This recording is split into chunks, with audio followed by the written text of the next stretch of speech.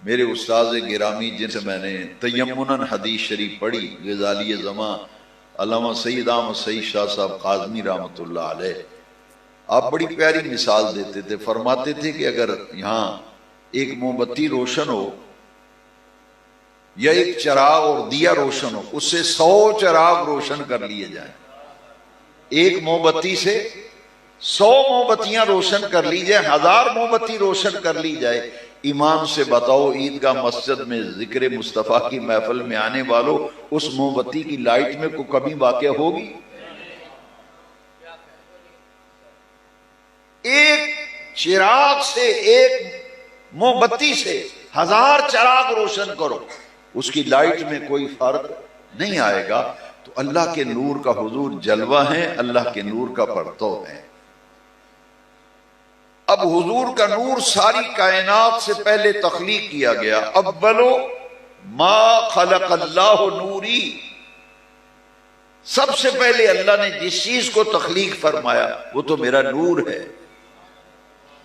اب یہ نور محمدیہ تخلیق کیا گیا تو جو چیز بنائی جاتی ہے کہیں نہ کہیں رکھی جاتی ہے. شاہ ولی اللہ صاحب محدث دہلوی علیہ رحمہ، تفہیمات الہیہ ان کی کتاب ہے، امام المحدثین شاہ ولی اللہ محدث دہلوی. پوری کائنات سے پہلے حضور کا نور بنا، کسی شے کا وجود نہ تھا.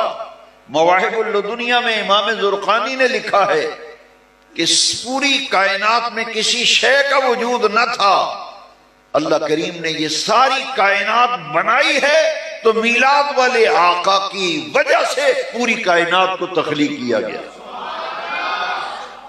باعث تخلیق کائنات آمنہ کے لال ہے. امام زرقانی نے مواہب الدنیا میں یہ حدیث قدسی نقل کی ہے، لولاک لما خلقت الافلاک، کہ اے محبوب اگر آپ کو بنانا مقصود نہ ہوتا میں آسمان نہ بناتا. لولاک لما خلقت الدنیا، پیارے محبوب آپ کو بنانا مقصود نہ ہوتا دنیا نہ بناتا. لولاک لما اظہرت الربوبیہ، اے محبوب آپ کو بنانا مقصود نہ ہوتا تو میں رب ہونا ہی ظاہر نہ کرتا.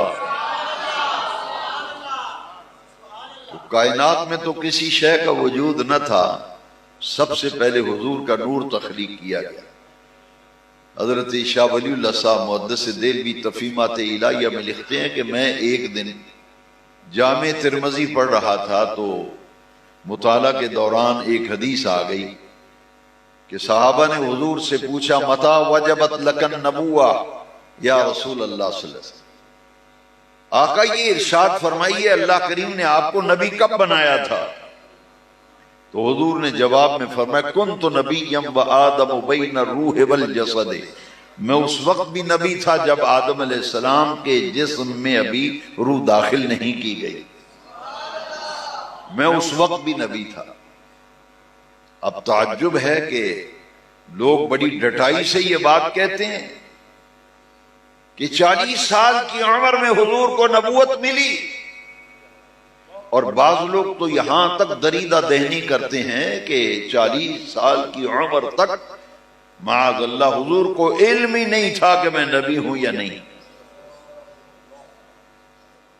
لیکن اس حدیث میں ذرا غور کرو، میرے آقا تو فرما رہے ہیں کنت نبیم، میں نبی تھا.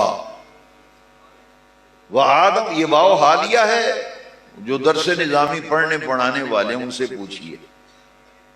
کنت نبیم و آدم بین روح، آدم علیہ السلام کا حال یہ تھا کہ وہ ابھی روح اور جسم کے درمیانی مرحلے میں تھے.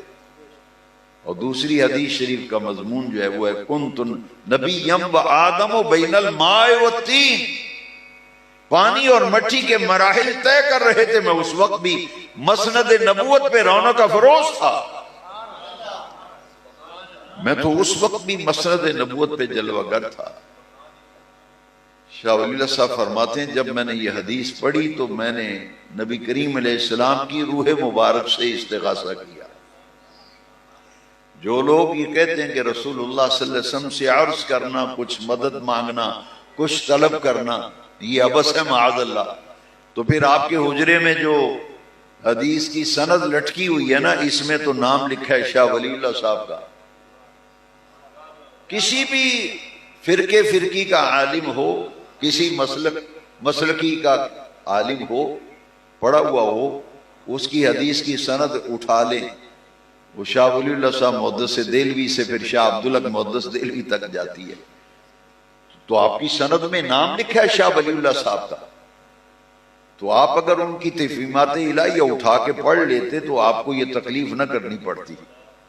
تفہیمات الہیہ میں لکھتے ہیں کہ میں نے حضور کی بارگاہ میں استغاثہ کیا، اور جن کی نام سے تمہارے حجرے میں تمہاری سند لٹکی ہوئی ہے وہ تو حضور کی بارگاہ میں آپ کی روح مبارک کی استغاثہ کر رہے ہیں۔ استغاثہ فریاد کو کہتے ہیں، فریاد کو کہتے ہیں۔ کیا فریاد کی؟ حضور کی روح مبارک سے عرض کیا کہ تخلیق آدم سے پہلے میرے آقا کی نبوت جس کیفیت میں تھی، اور حضور کا نور مبارک تخلیق آدم سے پہلے جس کیفیت میں تھا، میں اس کیفیت کا مشاہدہ کرنا چاہتا ہوں۔ تفہیمات الہیہ میں لکھتے ہیں کہ حضور کی روح مبارک میری طرف متوجہ ہوئی۔ ایک مسئلہ تو حل ہو گیا کہ آج بھی اگر سرکار کی بارگاہ میں کوئی عرض کرتا ہے نا تو آمینہ کے لال کی روح مبارک متوجہ ہوتی ہے۔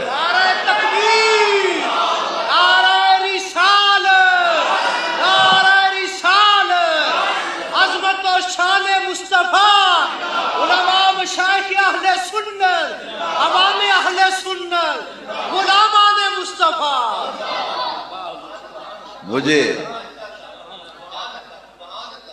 آج بھی حضور کی روح مبارک سے استغاثہ کیا جائے تو شاہ ولی اللہ صاحب فرماتے ہیں میں نے فریاد کی نا، فریاد کی، کیا کیا؟ آپ میرے خیال میں زیادہ ہی تھکے ہوئے ہیں صاحب، نہیں آپ کو نہیں تکلیف دیتا، میں ہی بولتا رہتا ہوں، صرف وہ سمجھانے کے لیے ذرا بلاتا ہوں۔ کیا کیا نبی پاک؟ آواز نہیں آئی؟ تو پھر ہمارا عقیدہ وہ ہے جو شاہ ولی اللہ صاحب کا عقیدہ ہے، وہ تمہاری سند میں جس محدث کا نام لکھا ہے ہمارا عقیدہ تو وہ ہے، سند میں نام ان کا استعمال کرتے ہو، کاش ان کا عقیدہ بھی اپنایا ہوگا۔